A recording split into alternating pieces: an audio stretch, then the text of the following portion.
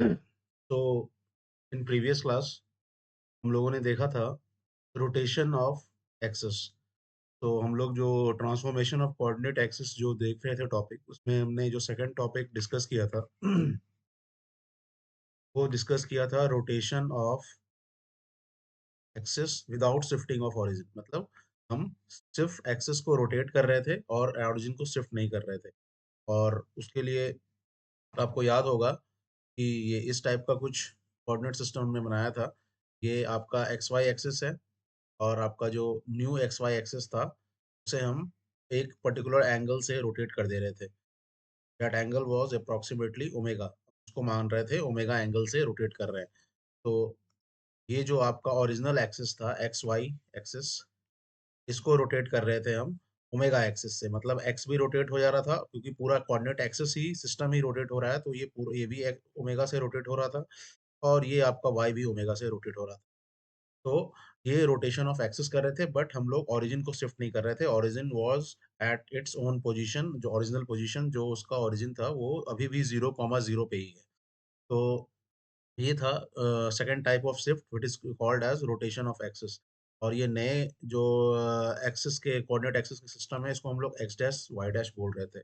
और इसके लिए जो ट्रांसफॉर्मेशन हमने निकाला था वो ट्रांसफॉर्मेशन था, यहाँ पे अगर कोई भी इक्वेशन दिया रहे और उसे नए कोऑर्डिनेट एक्सिस सिस्टम के कोऑर्डिनेट एक्सिस के सिस्टम में हमें उस इक्वेशन को लिखना है, तो हमें कुछ नहीं करना है। उस कर्व के इक्वेशन में एक्स के बदले हमें पुट पुट करना था x dash cos omega minus y dash sine omega, और वाई के बदले हमें पुट करना था y dash cos omega plus x dash sine omega. This was the transformation which we will use. हम लोग ये वाला ट्रांसफॉर्मेशन यूज करेंगे जब भी हम ओमेगा से शिफ्ट करेंगे किसी भी कोऑर्डिनेट एक्सिस के लिए। तो नए कोऑर्डिनेट एक्सिस के सिस्टम में जो कर्व का इक्वेशन नए कर्व का इक्वेशन होगा वो निकालने के लिए हमें एक्स और वाई के बदले ये पुट करना पड़ेगा। तो ये मैंने आपको डिराइव करके भी दिखाया था कि ये कैसे आया था। तो ये जो दो इक्वेशन है, ये आपके रोटेशन ऑफ एक्सिस में आपको ट्रांसफॉर्मेशन के दो इक्वेशन है। तो ये हम लोगों ने पिछले क्लास में डिस्कस किया था। अब हम इसके ऊपर एक प्रॉब्लम देखेंगे और ये कैसे वर्क करता है वो हम देखेंगे। तो नेक्स्ट पेज में आ जाइए। अब देखिए, फिर से हम लोग कोऑर्डिनेट एक्सिस बनाते हैं और एक क्वेश्चन लेते हैं। सपोज सपोज ये कोऑर्डिनेट एक्सिस है, आप ओरिजिनल कोऑर्डिनेट एक्सिस, और इसमें y equal to x line suppose हम ड्रॉ करें। ये आपका y इक्वल टू एक्स। अब देखिए क्वेश्चन क्या है। क्वेश्चन है, सपोज ये आपका कोऑर्डिनेट एक्सिस है एक्स वाई ओरिजिनल, और मैं एक नया कोऑर्डिनेट एक्सिस बना रहा हूँ जिसमें मैं रोटेशन दे रहा हूँ 30 डिग्री का। आपको पता है जो y equal to x line होता है, ये कितना एंगल बनाता है एक्स एक्सिस से या फिर वाई एक्सिस से? आपको पता होगा, जो भी स्ट्रेट लाइन पढ़े होंगे, एटलीस्ट प्रिलिमिनरी कोर्स उन्होंने लिया होगा, तो उन्हें पता होगा कि 45 डिग्री का एंगल बनाता है y equal to x line, x axis से भी और वाई एक्सिस से भी, दोनों से। Because this total angle is, total angle जो होगा वो 90 डिग्री होगा। तो 45 डिग्री 45 डिग्री। अब आपको पता है कि मैं इस पूरे कोऑर्डिनेट एक्सिस को 30 डिग्री का शिफ्ट देना चाह रहा हूँ। तो 30 डिग्री का शिफ्ट मतलब यहाँ कुछ आएगा। तो आप जो नया कोऑर्डिनेट एक्सिस बनाओगे, वो मैं नया कोऑर्डिनेट एक्सिस जो बनाऊंगा वो कुछ ऐसा रहेगा। मतलब 30 डिग्री के शिफ्ट के बाद ये उसका एक्स हो गया, ये उसका एक्स हो गया, और जो वाई भी है वो भी आपका ऐसा रहेगा, ऐसा। तो this one is your new x dash. मतलब ये आपका new coordinate axis x dash हो गया, और ये आपका वाई डैश हो गया। और आपने शिफ्ट कितना दिया है? तो ये है 30 डिग्री। 30 डिग्री का आपने शिफ्ट दिया है। और आपको यही y इक्वल टू एक्स जो इक्वेशन है, y इक्वल टू एक्स, मैं एग्जांपल ले रहा हूँ। अगर आपके पास एक कर्व का इक्वेशन, अब ये स्ट्रेट लाइन है, कैसा भी कर्व हो सकता है। सपोज आपके पास एक कर्व है जिसका equation y equal to x है, और ये है किस कोऑर्डिनेट एक्सिस में? एक्स वाई कोऑर्डिनेट एक्सिस में। आपको अगर पूछा जाए कि आप बताओ कि new equation if if if coordinate axis is given rotation of 30 degree. मतलब हम लोग न्यू एक्सिस को न्यू इक्वेशन निकालना है जब कोऑर्डिनेट एक्सिस को रोटेट कर रहे हैं रोटेशन ऑफ 30 डिग्री, और वो एंटी क्लॉकवाइज या क्लॉकवाइज बता देगा। तो ये आपको पता है कि ये एंटी क्लॉकवाइज डायरेक्शन है, एंटी क्लॉकवाइज डायरेक्शन में हम लोग ने इसको रोटेट किया है।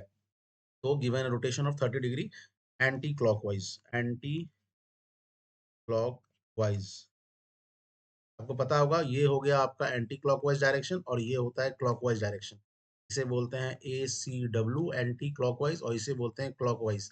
ये डायरेक्शन होता है, जिस तरह घड़ी घूमती है उसे क्लॉकवाइज, और जिस तरह घड़ी के उल्टा डायरेक्शन जो है उसे एंटी क्लॉकवाइज। तो ये हो गया। अब हम इस कोऑर्डिनेट एक्सिस को 30 डिग्री का शिफ्ट दे रहे हैं एंटी क्लॉकवाइज डायरेक्शन में। तो उस कोऑर्डिनेट जो कोऑर्डिनेट एक्सिस नया आएगा उसमें हमें बताना है कि ये जो curve y equal to x है उसका इक्वेशन क्या बन जाएगा। तो आपको पता है, मैंने ट्रांसफॉर्मेशन आपको पहले ही बता दिया है। x को आपको पुट करना है x dash cos omega minus y dash sine omega, और y को आपको पुट करना है y dash cos omega plus x dash sine omega. ये आपको पुट करना है, x के बदले ये चीज पुट करना है, y के बदले ये वाला सेकंड वाला इक्वेशन पुट मतलब सेकंड वाला टर्म्स पुट करना है। तो आपको देखिए ओमेगा का वैल्यू यहाँ पता है, omega is equal to 30 degree. तो बताइए x का वैल्यू कितना आ जाएगा। नेक्स्ट पेज में हम लोग देख लेते हैं। तो x आपका है x डैश कॉस ओमेगा का value cos 30 degree, x dash cos omega minus y dash sine 30 degree, और y इक्वल टू आ जाएगा y dash cos omega plus x dash sine omega. तो ये इक्वेशन ये आपको दे देगा, cos 30 का वैल्यू होता है √3/2, x dash √3/2 minus y dash sine 30 degree का वैल्यू 1/2, और ये जो y आएगा वो कितना आएगा, y dash √3/2 plus x dash two 1/2। तो ये आ जाएगा टोटल x इक्वल टू कितना आ गया, x dash √3/2 minus y dash by two, और y इक्वल टू कितना आ गया, y dash √3/2 plus x dash by two. अब देखो तुम्हारे पास जो पुराना इक्वेशन दिया हुआ था, अब उसमें x और y के प्लेस पे हमें उसके जगह पे x डैश और y डैश के फॉर्म में ये वाला टर्म्स पुट करना है। तो y इक्वल टू एक्स के इक्वेशन को अगर हमें ट्रांसफॉर्मेशन देना है तो y के बदले हम पुट करेंगे y dash one equation two equation, putting one and two in y equal to x equation. तो y के बदले y dash √3/2 plus x dash by two equal to x के बदले x dash √3/2 minus y dash by two. तो ये equation जो है ये आपका न्यू इक्वेशन बना न्यू कोऑर्डिनेट सिस्टम में। तो अब देखिए इसको फर्दर सॉल्व करके और सिंप्लीफाई कर लेते हैं। तो इस साइड में थोड़ा सिंप्लीफाई कर लेता हूँ मैं इसे। अब देखो ये यहाँ पे देखो y को एक तरफ ले जाओ और x को एक तरफ ले जाओ, मतलब एक साइड में कर लो सारे टर्म्स को। तो y डैश इसको लिख सकते हैं √3/2 माइनस प्लस ये y डैश जब उधर जाएगा तो इसमें भी plus y dash by two, और ये x डैश बाई टू जब इधर आएगा तो that will be equal to x dash √3/2 minus x dash minus x dash by two. अब ये देखो फर्दर सॉल्व करो इसको ये आ जाएगा आपका y dash into √3 plus 1 divided by two equal to x dash into √3 minus 1 divided by x dash into √3 minus 1 divided by two. ये two और टू कैंसिल, तो जो फाइनल इक्वेशन आ रहा है वो आ रहा है आपका y dash into √3 plus 1 is equal to x dash into √3 minus 1। अब ये आपका इक्वेशन ये जो आपका बना, this will be the new equation of the straight line in new coordinate system, y dash into √3 plus 1 equal to x dash into √3 minus 1। अब इसको check कर लेंगे हम लोग एक बार कि क्या हम लोगों ने जो डिराइव किया है वो जो वो क्या ज्योमेट्रिकली भी सही चीज है। मतलब अब जो मैंने पहले भी आपको एक्सप्लेन किया था कि ओरिजिन अब तो वो सेम है, लेकिन वो जो शिफ्टिंग है अब नए कोऑर्डिनेट एक्सिस के अकॉर्डिंग ये इक्वेशन है। तो हम लोग उसको एक बार चेक कर लेते हैं। तो फिर से एक बार नेक्स्ट पेज में जाते हैं, एक बार कोऑर्डिनेट एक्सिस बनाते हैं। ये आपका ओरिजिनल कोऑर्डिनेट एक्सिस हुआ, ये आपका y equal to x line हुआ, ठीक है। और ये आपका 30 डिग्री शिफ्ट वाला जो कोऑर्डिनेट एक्सिस है एक्स का, ये वाला लाइन हुआ मान लो। अब देखो, इसके परपेंडिकुलर मान लो ये है, ये आपका y है, this is your this is your y dash, this is your x dash, this is your x, this is your y, this is your y equal to x line. ये आपका y equal to x line है। ये angle आपको पता है 30 degree है, ये angle आपको पता है 45 डिग्री है, ठीक है। तो ये एंगल कितना हुआ 15 डिग्री, 15 डिग्री का एंगल है। अब आपको पता है जो ओल्ड वाले कोऑर्डिनेट सिस्टम है, यानी ओल्ड वाले कोऑर्डिनेट सिस्टम में ओल्ड ओल्ड कोऑर्डिनेट सिस्टम में जो इक्वेशन था उसको कैसे लिखते थे, y equal to x. New वाले कोऑर्डिनेट सिस्टम में, न्यू कोऑर्डिनेट सिस्टम में इक्वेशन को क्या लिखा था हमने, हमने जो डिराइव किया था वो क्या किया था, y dash into root three plus one equal to x dash into root three minus one. देखा भी होगा आपने प्रीवियस पेज में, आप देख सकते हो y dash into root three plus one equal to x dash into root three minus one. तो ये है। तो अब देखो, अब आपको बस ये देखना है कि क्या ग्राफिकली भी ये सेम इक्वेशन है। तो देखो इसको करने का बहुत ही इजी है। देखो ये आपका y इक्वल टू एक्स जो लाइन है, ये आपका तो y और एक्स वाई कोऑर्डिनेट सिस्टम जो ओरिजिनल फर्स्ट वाला कोऑर्डिनेट सिस्टम है उसके अकॉर्डिंग ये इक्वेशन का लाइन लाइन का equation y equal to x है। लेकिन इसी लाइन का equation according to second coordinate system x dash y dash कितना होगा वो हमें देखना है, जो कि ये है। वो हमें प्रूव करना है कि हाँ ये सही है। तो ये देखो यहाँ पे जिस तरह की आप लोग जब स्ट्रेट लाइन जो जिन्होंने भी प्रिलिमिनरी कोर्स लिया है, y equal to m x, ये इक्वेशन होता है स्ट्रेट लाइन का सिंपल इक्वेशन जो कि ओरिजिन से पास करता है। आगे भी हम लोग देखेंगे, लेकिन फिलहाल के लिए आप जान लो कि y equal to m x होता है। और m क्या होता है, वो स्लोप ऑफ लाइन होता है, जिसे हम लोग tan थीटा भी बोलते हैं। tan थीटा मतलब ये थीटा जो है, ये एंगल होता है, जो एंगल वो लाइन ओरिजिन से जो पास कर रहा है लाइन, वो जो लाइन बना रहा है ना एक्स एक्सिस से, उस एंगल को बोलते हैं थीटा। तो अब देखो यहाँ पे, जैसे अगर ये ओरिजिनल कोऑर्डिनेट सिस्टम में ये वाला लाइन कितना एंगल बना रहा था, 45 डिग्री बना रहा था। तो tan 45 डिग्री आपको पता है, ये फर्स्ट वाले कोऑर्डिनेट सिस्टम को अगर हम लेंगे तो m is equal to tan 45 degree, तो ये वैल्यू आ जाता है 1। तो इसीलिए इसका equation y equal to x है फर्स्ट वाले कोऑर्डिनेट सिस्टम में। ये मैं प्रूव करके बता रहा हूँ। ये आपको स्ट्रेट लाइन मैंने नहीं पढ़ा है, बट आपको बेसिक प्रिलिमिनरी आपको पता होना चाहिए कि y equal to m x, ये एक स्ट्रेट लाइन का इक्वेशन है जो कि ओरिजिन से पास कर रहा है। तो और उसमें m क्या होता है, वो स्लोप ऑफ द लाइन है, वो tan थीटा। थीटा क्या है, angle angle made by line with x axis, angle made by line, जो एक्स एक्सिस से जो एंगल बनेगा लाइन का, वो वाला एंगल को ये थीटा बोलते हैं, angle made by line with x axis, ठीक है। तो अब ये y इक्वल टू एक्स आ गया फर्स्ट वाले कोऑर्डिनेट सिस्टम में, ये देख लिया हम लोगों ने इस वाले फॉर्मूला से, मतलब इस वाले इक्वेशन से m, जिसमें कि स्लोप दिया हुआ है, m को स्लोप बोलते हैं, ओके। अब वही चीज को अगर हम सेकंड वाले कोऑर्डिनेट सिस्टम में ट्रांसफर करें, तो y dash equal to m into x dash हो जाएगा, ठीक है। अभी भी स्लोप ही कहलाएगा लाइन का, लेकिन अब जो कोऑर्डिनेट सिस्टम है वो चेंज हो गया है, एक्स डैश वाई डैश। अब देखो, लेकिन m का वैल्यू अब क्या होगा, tan ऑफ, अब इसे थीटा डैश बोल दो। ये जैसे अभी 45 डिग्री था इस वाले एक्स वाई कोऑर्डिनेट सिस्टम में, अभी वाला जो एंगल है उसे हम बोलेंगे थीटा डैश। थीटा डैश, और थीटा डैश कितना होगा, एक्स नए वाले एक्स एक्सिस से कितना एंगल बना रहा है ये लाइन, 15 डिग्री। तो theta dash is equal to 15 degree, ये हो गया tan 15 डिग्री। अब देखो, अब हम लोग को कुछ नहीं करना है, अब हमें tan 15 डिग्री का वैल्यू निकालना है, आप उससे आपको पता चल जाएगा। तो देख लो tan 15 डिग्री का वैल्यू कितना होगा बताओ। tan 15 डिग्री, बहुत लोगों ने बेसिक कोर्स भी लिया है और मैंने भी पढ़ाया था, although those lectures were not of very good quality, but मैंने पढ़ाया है, फिर से मैं रिविजिट करूंगा। लेकिन आपको पता होगा tan 15 डिग्री कैसे निकालते हैं। इसको मैं ऐसे लिख सकता हूँ, जो नॉन ट्रिग्नोमेट्रिक एंगल के लिए जो नॉन ट्रिग्नोमेट्रिक रेशियोज है उसके फॉर्म में लिखेंगे, मतलब 45 का और 30 का, 45 और 30 का आपको पता रहता है, तो आप उसको इस तरीके से रिड्यूस कर लीजिए कि tan 45 माइनस 30। तो tan a माइनस बी का फॉर्मूला पता होगा आपको, tan a minus tan b divided by 1 plus tan a into tan b।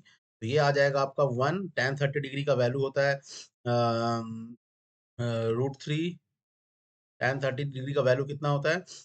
This is 1/√3। अब कर लो। tan 30 degree is 1/√3। 1 plus tan 45 is again 1 multiplied by tan 30 degree is 1/√3। आ गया कितना? √3 - 1 आ जाएगा, और डिवाइडेड बाय √3 होगा। यहाँ भी नीचे में एलसीएम √3 होगा, इसलिए वो दोनों कैंसिल हो जाएगा, बचेगा √3 - 1/√3 + 1। This is your m slope. अब देखो आपको नया इक्वेशन क्या दिया हुआ था, इस साइड में देखो। नया इक्वेशन क्या था? y dash is equal to, मतलब किसी भी स्ट्रेट लाइन का जो ओरिजिन से पास कर रहा है उसका इक्वेशन ये था, y dash equal to m x dash. अब m का वैल्यू कितना है? √3 - 1 into x dash divided by √3 + 1। m का वैल्यू √3 - 1/√3 + 1 है। इसे फर्दर सिंप्लीफाई करके हम लोग लिख सकते हैं, √3 + 1 को इधर ले जाओ, y dash into √3 + 1 equal to x dash into √3 - 1। तो this is your final equation, जो कि हम लोग पहले भी निकाले थे। आप चले जाओ प्रीवियस पेज में देख लो, हम लोगों ने जो डिराइव किया था वो यही इक्वेशन आया था न्यू कोऑर्डिनेट सिस्टम में, y dash into √3 + 1 equal to x dash into √3 - 1। तो आपको पता चल गया होगा, आपको पता चल गया होगा कि जो इक्वेशन हम डिराइव कर रहे थे न्यू कोऑर्डिनेट सिस्टम के लिए और न्यू वाले फॉर्मूला से, वो सेम इक्वेशन देगा जो न्यू कोऑर्डिनेट सिस्टम में उस स्ट्रेट लाइन का रहेगा। तो ये मैंने प्रूव कर दिया, तो आपको समझाने के लिए मैंने ये लिखा था। तो आप समझ गए कि रोटेशन ऑफ एक्सिस में हम लोग कैसे डील करते हैं, किसी भी इक्वेशन के कर्व के इक्वेशन को हमें अगर ट्रांसफॉर्म करना पड़ता है new set of coordinate system में, तो हम कैसे ट्रांसफॉर्म करते हैं। तो ये हो गया आपका रोटेशन ऑफ एक्सिस के लिए। अब हम लोग नेक्स्ट जो पढ़ेंगे, अब नेक्स्ट टाइप का ट्रांसफॉर्मेशन जो था वो क्या था, थर्ड, आप लोगों को याद होगा। इसके लिए और देखिए, जितना भी हमने शिफ्टिंग या ट्रांसफॉर्मेशन ऑफ कोऑर्डिनेट्स में पढ़ा है, शिफ्टिंग ऑफ ओरिजिन और रोटेशन ऑफ एक्सिस, ये सारे के लिए हम लोग बहुत सारे प्रॉब्लम्स को डील भी करेंगे, पीवाईक्यूज भी डील करेंगे, जो प्रीवियस ईयर्स जेई में पूछा गया है, मेंस में, एडवांस में। तो उन सारे प्रॉब्लम्स को भी देखेंगे, और फर्दर जो बहुत ही मतलब स्टैंडर्ड प्रॉब्लम्स हैं उनको भी हम डील करेंगे। तो लेकिन अभी फर्दर हम पहले थ्योरी सारा कंप्लीट करेंगे, उसके बाद हम प्रॉब्लम्स को टेकअप करेंगे एक एक करके। थर्ड टाइप के ट्रांसफॉर्मेशन को जो हम जिसकी हम बात कर रहे थे वो था आपका both both shifting of origin and rotation of axis. मतलब अब हम लोग क्या कर रहे हैं, ओरिजिन को शिफ्ट भी कर रहे हैं और एक्सिस को रोटेट भी कर रहे हैं। पहले हम लोग ये दोनों काम इंडिविजुअली अलग अलग कर रहे थे, मतलब या तो शिफ्ट कर रहे थे ओरिजिन को या फिर एक्सिस को रोटेट कर रहे थे। लेकिन अभी हम लोग क्या करेंगे, अभी हम लोग ओरिजिन को शिफ्ट भी देंगे और पूरे कोऑर्डिनेट एक्सिस को रोटेट भी करेंगे। वो किस टाइप का दिखेगा वो देख लो।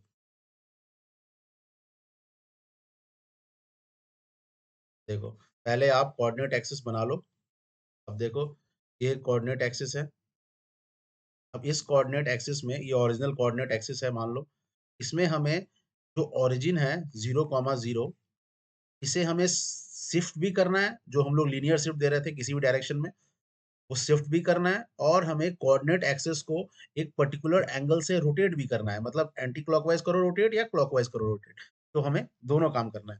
तो सपोज पहले हम शिफ्ट कर लेते हैं, पहले जो है वो हम शिफ्ट कर लेते हैं। तो फर्स्ट जो है वो शिफ्टिंग ऑपरेशन करेंगे। फर्स्ट मान लो कि ये जो शिफ्ट करके, शिफ्टिंग ऑफ ओरिजिन करके जो कोऑर्डिनेट एक्सिस है वो यहाँ आ गया। तो कोऑर्डिनेट एक्सिस आ गया यहाँ, और जो न्यू न्यू जो ओरिजिन है वो मान लो कि h कॉमा k है, जैसा भी हम पहले भी मान रहे थे। तो ये h कॉमा k से ओरिजिन शिफ्ट हुआ है। अब ये जो न्यू कोऑर्डिनेट एक्सिस बना, ये बना x डैश y डैश, ठीक है। ये आपका न्यू कोऑर्डिनेट एक्सिस बना। और जो सेकंड इसके बाद जो कोऑर्डिनेट एक्सिस, जो हमें एक और ट्रांसफॉर्मेशन देना है, वो क्या है, रोटेशन ऑफ एक्सिस का।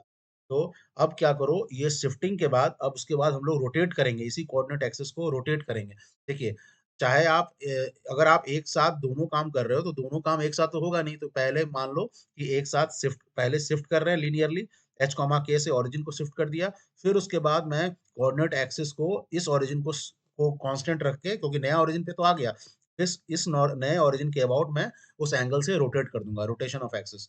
तो अब देखो, इस एंगल के अबाउट एक नया कोऑर्डिनेट इस और ओरिजिन के अबाउट एक नया, सपोज मैं एंगल ओमेगा ऐसा मानता हूँ, और एंगल ओमेगा अगर ऐसा है और 90 डिग्री पे उसके वाई होगा, तो ये आपका न्यू कोऑर्डिनेट एक्सिस हो गया।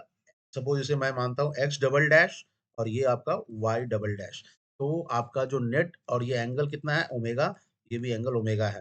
दोनों एक्सिस सेम एंगल से रोटेट कर रहे हैं एंटी क्लॉकवाइज डायरेक्शन में। तो जो नेट जो फाइनल ट्रांसफॉर्मेशन के बाद जो कोऑर्डिनेट एक्सिस आया, वो हुआ फाइनल फाइनल कोऑर्डिनेट एक्सिस जो आया, वो आया आपका x dash, x double dash और वाई डबल डैश का, ठीक है।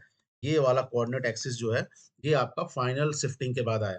तो आपको बस यही बताना है कि आप एक्स को किस किस तरीके से एक्स डबल डैश के फॉर्म में लिखोगे, और वाई को किस तरीके से वाई डबल डैश के फॉर्म में लिखोगे, कि डायरेक्ट जो कर्व का इक्वेशन है वो ट्रांसफॉर्म हो जाए इस थर्ड वाले कोऑर्डिनेट एक्सिस के, मतलब कोऑर्डिनेट एक्सिस के टर्म्स में। मतलब मैं सपोज मैं एक इक्वेशन देता हूँ, X square is equal to Y square plus A. तो इस इक्वेशन में एक्स के बदले एक्स डबल डैश का कौन सा इक्वेशन हम पुट करेंगे, या वाई के बदले वाई डबल डैश का कौन सा इक्वेशन हम पुट करेंगे, कि ये जो इक्वेशन है वो कंप्लीटली ट्रांसफॉर्म हो जाए इस कोऑर्डिनेट एक्सिस के फॉर्म में, मतलब एक्स डबल डैश और वाई डबल डैश के फॉर्म में। तो ये हम लोग देखेंगे। तो ये कुछ नहीं है, देखो आपको जैसे x के लिए आप अगर आप लीनियरली ओरिजिन को पहले ट्रांसफॉर्म कर रहे थे, तो h कॉमा k लिख रहे थे, और x प्लस एच, और x डैश प्लस एच, और y के लिए y डैश प्लस k लिख रहे थे। तो उसी तरह आप लोग अभी क्या करेंगे, अभी आप लोग एक ट्रांसफॉर्मेशन ले लीजिए। पहले मैं उसको एक्सप्लेन भी कर दूंगा ग्राफिकली, पर आप इसको ले लीजिए कि x के बदले आपको अभी लिखना है, x के बदले आपको अभी लिखना है, x के बदले लिखना है एक्स डबल डैश। पहले तो एक्स एच कॉमा के से कर रहे हैं, x double dash plus H plus, और देखिए एक्स डबल डैश में क्योंकि हम ओमेगा से भी ट्रांसफॉर्म कर रहे हैं, तो इसीलिए इसको ऐसे लिखना है, आपको पता होगा। इसको लिखेंगे x double dash cos omega minus y double dash sine omega, जो रोटेशन वाला ट्रांसफॉर्मेशन है, प्लस एच ओरिजिन वाला ट्रांसफॉर्मेशन। तो ये आपका न्यू आ गया एक्स के लिए। वाई के लिए लिखेंगे y double dash cos omega plus x double dash sine omega plus k, क्योंकि वाई को के से हम लोग जो उसके ओरिजिन को शिफ्ट कर रहे हैं। तो ये आपका जो फाइनल ट्रांसफॉर्मेशन हुआ, ये आपका ऐसे हुआ। अब इसको हम लोग ग्राफिकली भी थोड़ा एक्सप्लेन कर लेंगे, but for the time being आप इस फॉर्मूला को याद रखिए कि अगर दोनों ट्रांसफॉर्मेशन है, तो एक्स के बदले हमें ये पुट करना है, वाई के बदले हमें ये पुट करना है। तो फॉर द टाइम बीइंग आप ये फॉर्मूला को याद करके रखिए फॉर बोथ द शिफ्टिंग। अगर एक ही पर्टिकुलर क्वेश्चन में अगर बोथ शिफ्टिंग है, तो इस तरीके से हम लोग उसको डील करेंगे। Okay, thank you. और नेक्स्ट क्लास में इसका ज्योमेट्रिकल रिप्रेजेंटेशन और इसके बाद नेक्स्ट टॉपिक को भी हम डील करेंगे। Okay, thank you.